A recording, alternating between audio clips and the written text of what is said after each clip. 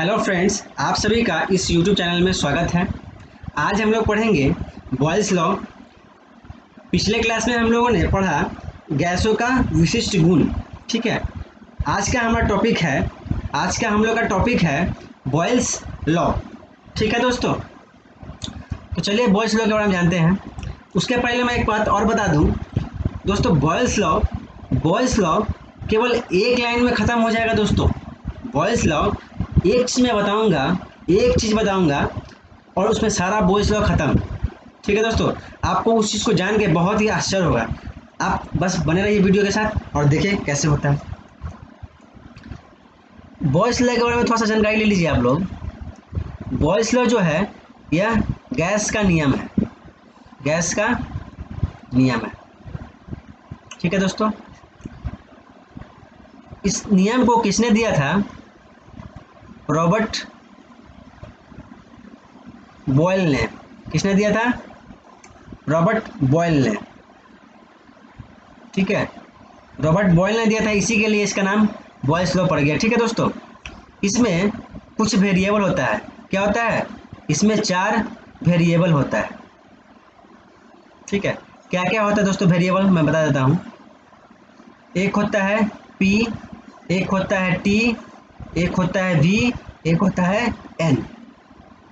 ठीक है दोस्तों, P4 प्रेशर, इसको हिंदी में क्या बोलते हैं? दबाव। ठीक है दोस्तों, T4 टेम्परेचर, इसको हिंदी में बोलते हैं तापमान। ठीक है, V4 वॉल्यूम, इसको हिंदी में क्या बोलते हैं? आयतन।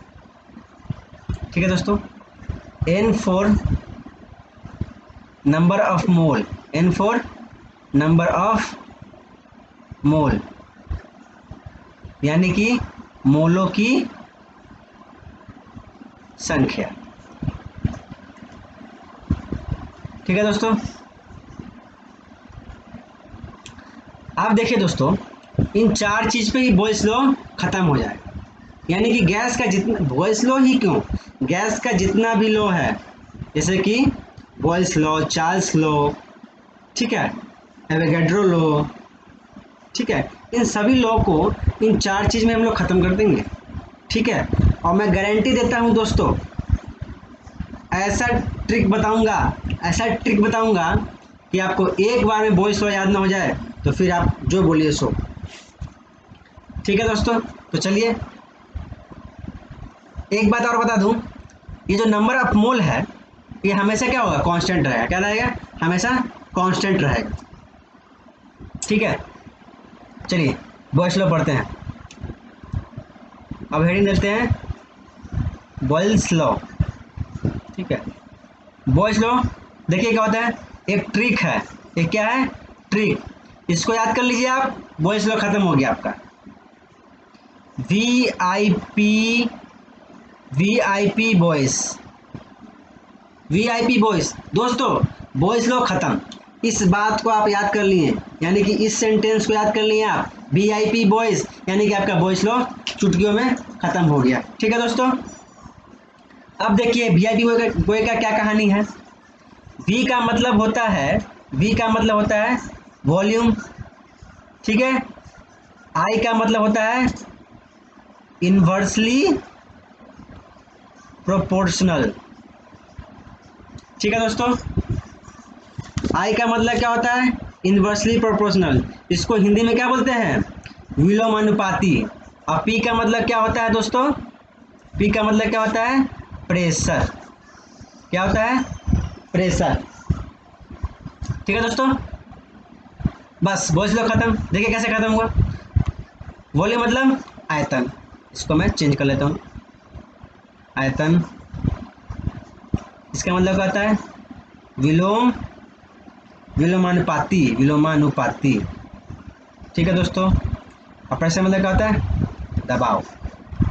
ठीक है दोस्तों, यानी कि इस बॉयल्स लॉ में जो वॉल्यूम होता है पी के, यानी कि प्रेशर के इनवर्सली प्रोपोर्शनल होता है। ठीक है, क्या होता है? इनवर्सली प्रोपोर्शनल, इसको लिख देते हैं V is inversely proportional to pressure. इसको याद कैसे रखेंगे? देखिए V से वॉल्यूम, ये जो I है, I का मतलब क्या होता है? Inversely proportional. देखो इनवर्सली प्रोपोर्शनल हो गया ना, किसके? P के, प्रेशर के। ठीक है, वैसे भी याद ना हो तो I क्या है यहाँ पे? I ऐसे है ना, एक की तरह है ना, यहाँ भी एक है, तो समझ जाइएगा कि यहाँ पे क्या है? इनवर्सली प्रोपोर्शनल, मतलब विलोमानुपाती है। ठीक है दोस्तों एक बात और, यहाँ पे इन चारों में क्या नहीं आया? इन चारों वेरिएबल में क्या नहीं आया?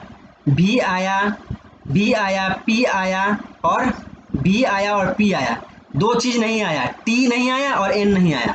ठीक है दोस्तों, तो T जो नहीं आया, T क्या हो गया? यानी कि तापमान क्या हो गया? निश्चित हो गया, यानी कि कांस्टेंट हो गया, निश्चित हो गया, यानी कि क्या हो गया? तापमान क्या हो गया? कांस्टेंट हो गया। ठीक है दोस्तों, और N भी कांस्टेंट हो गया, N भी कांस्टेंट हो गया। N मतलब होता है गैस की मात्रा, मोल की संख्या मतलब क्या? गैस की मात्रा। अगर गैस की मात्रा अगर फिक्स कर दें, गैस की मात्रा फिक्स कर दें तो N लिखने का दरकार भी नहीं है हमको। ठीक है, हमको सीधे क्या दरकार हो गया? V is inversely proportional to P। ठीक है दोस्तों, अब वो स्लो खत्म हो गया। अब क्या करना है? खाली इसको मैथमेटिकली ऑपरेशन कर देना है। ठीक है, अब ये जो इन्वर्सली प्रोपोर्शनल का साइन हटाएंगे तो इक्वल देंगे, इसके लिए K आएगा तो 1/P ऐसे हो गया। K क्या है? स्थिरांक है, यानी कि क्या है? कांस्टेंट है। इसको इंग्लिश में ही लिखते हैं,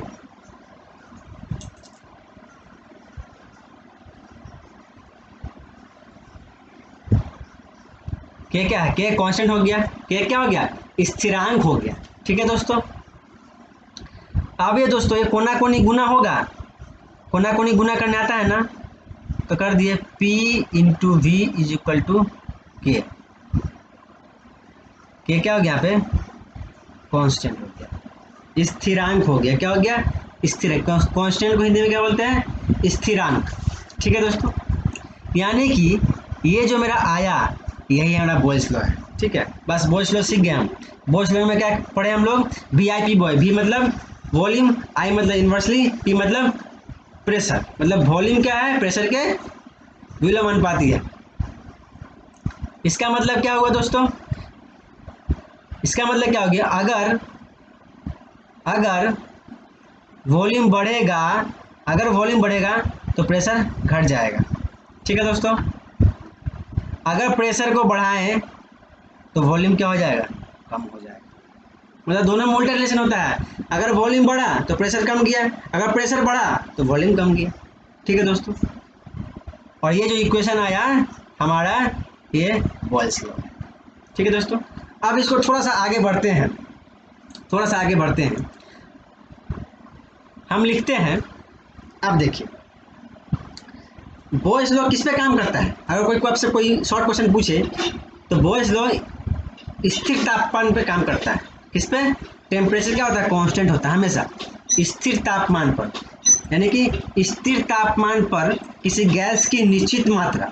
देखिए दो चीज़ यहाँ पे बहुत जरूरी है, तापमान क्या होगा? निश्चित होना चाहिए, और गैस की मात्रा भी निश्चित होना चाहिए, मतलब फिक्स होना चाहिए। ठीक है, तो मैं बार बार उस चीज़ पर गौर कर रहा हूँ या गौर करवा रहा हूँ कि स्थिर तापक्रम पर या स्थिर तापमान पर किसी गैस की निश्चित मात्रा का आयतन उसके दबाव का विलोमानुपाती होता है। ठीक है दोस्तों, तो परिभाषा जो निकालेंगे इसका जो परिभाषा निकालेंगे इसी चीज़ से निकालेंगे, ये जो मैं ट्रिक है इसी से निकाल लेंगे। ठीक है, ये जो ट्रिक है मेरा, ऊपर का जो ट्रिक बताए हैं इसी से निकल जाएगा। ठीक है, क्या निकलेगा? देखिए एक बार फिर से सुनिएगा। यहाँ पे क्या स्थिर है? तापमान स्थिर है, तो बोलेंगे हम स्थिर तापमान पर, यानी कि स्थिर तापमान पर कोई भी गैस की निश्चित मात्रा, मतलब मात्रा फिक्स है, स्थिर तापक्रम पर या स्थिर तापमान पर किसी गैस की मात्रा का आयतन उसके दबाव का विलोमानुपाती होता है। मतलब यही तो दोस्तों स्थिर तापमान है। तापमान क्या है? स्थिर है। किसी भी गैस का तापमान स्थिर ले लिए और उसका मात्रा स्थिर ले लिए, मतलब कोई निश्चित मात्रा में फिक्स कर दिए, ठीक है। उसमें क्या उसका उस गैस का वॉल्यूम जो होगा उसके प्रेशर का विलोमानुपात। ये दोस्तों यही तो है मेरा बॉयस लॉ, खत्म बॉयस लॉ। अब क्या करेंगे, थोड़ा अपने मन के संतुष्टि के लिए थोड़ा सा इसको जांच करते हैं, थोड़ा सा आगे बढ़ते हैं। क्या करते हैं, थोड़ा सा आगे बढ़ते हैं। मान लीजिए कोई गैस है, ठीक है। लिखते हैं यदि किसी गैस की मात्रा निश्चित हो, क्या हो,